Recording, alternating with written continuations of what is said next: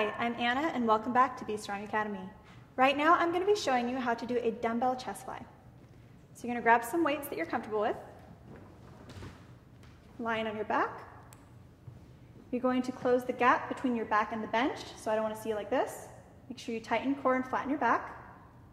You're going to bring your arms down and push up over your chest. Exhaling and tightening as you push to the top.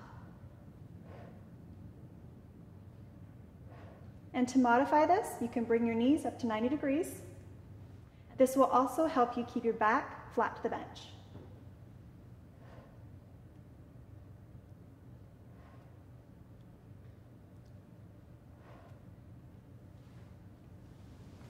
And that is how you do a dumbbell chest fly.